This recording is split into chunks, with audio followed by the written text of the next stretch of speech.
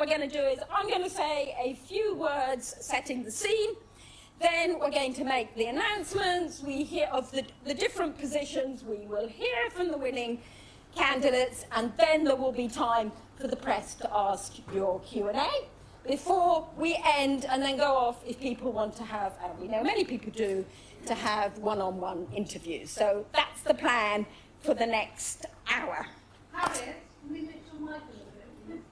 Thank you very much, yes.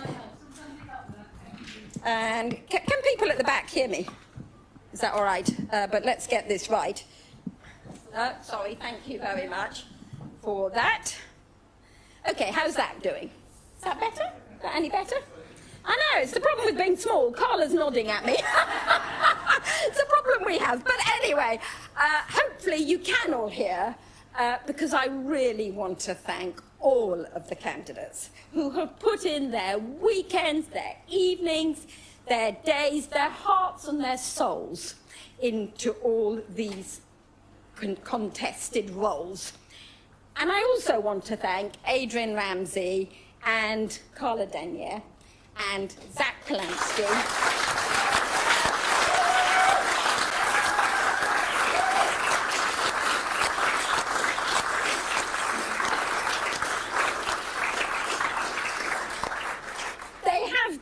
Our amazing leadership over the past years. Indeed, until right now. And they have together a formidable track record. It's thanks to their leadership, together with our membership right across the country, that the Green Party is on the move. We are running now so that we can win, and win big, in the electoral races. And today, they hand on the baton in that race. And our new leaders pick up pole position at a pivotal moment for the Green Party, but a pivotal moment also for the whole country. As we watch the dusty old two-party system crumble away and we create openings as the insurgents. It's already become a bit of a cliche to say it in quite a short space of time, but we are really moving into a multi-party system, with the Greens poised to help create the next government. And like all the best cliches, it has the distinctive advantage of also being true. For we're like a 50-year-old startup. We have deep roots in communities up and down the country, where we've supported initiatives for people struggling with their bills, people wanting to open food banks to protect rivers, trees and parks. And that's why people have gone on voting for Green councillors in by-election after by-election. Whether we're, yay, go on!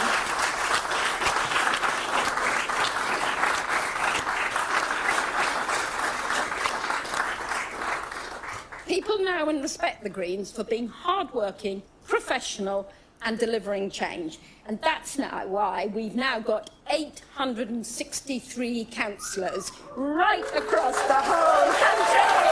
Woo! I know who whistle, but I wish I could whistle. I wish I could whistle like that.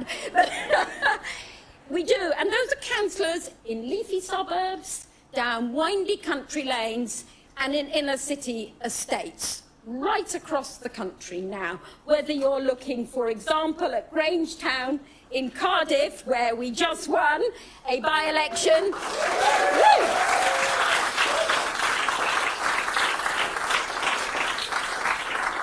through to South Jesmond in Newcastle, where we just won a by-election, through to whether it's in Bristol or Lancaster or Mid-Suffolk, and in 40 administrations where the Green Party is there working for millions of people and making direct change for their lives. And meanwhile, in our Houses of Parliament, we are super proud to have our 4 fantastic MPs and our 2...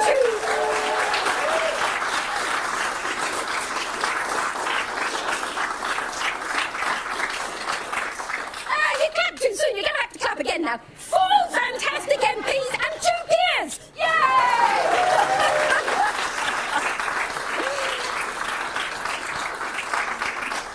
And they're there, day in, day out, okay, taking a minor break today, championing the voices of those whose voices don't get heard enough. The millions of people struggling with their rents, calling for rent control. The millions of people calling for an utter opposition to the genocide in Gaza and against...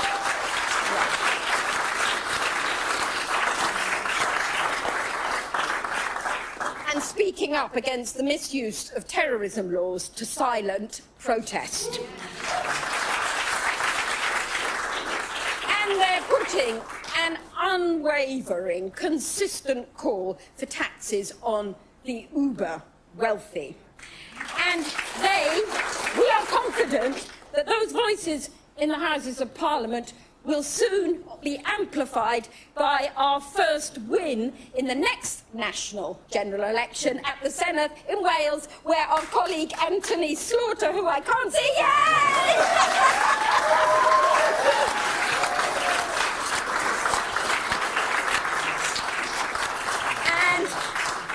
and the Greens are on the move, so I can tell you today we're going straight up to Hackney, where there's a mayoral contest coming up soon, and at the weekend we're going straight down to Cardiff in order to back Anthony's effort in that seat. And alongside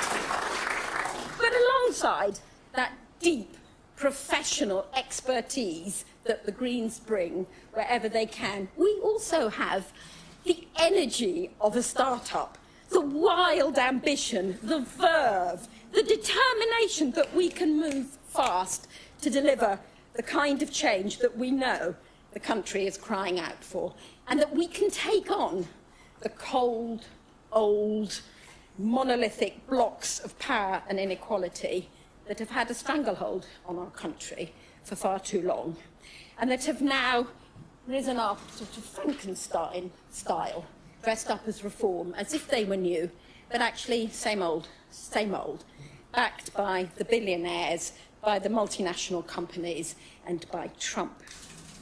We are the antidote to reform.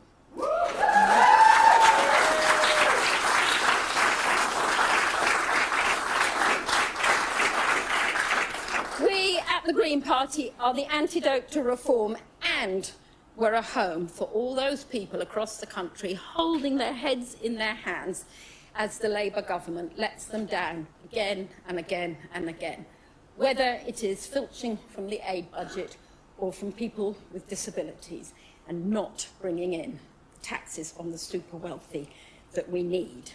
And that is why, in reaction, a new green wave is sweeping the country as people turn to us, looking to us for that hope and change that they so desperately need, eager to sign up to us, which is why I'm absolutely delighted to announce this morning that our membership levels at the Green Party are at their highest ever at 68,500 members today.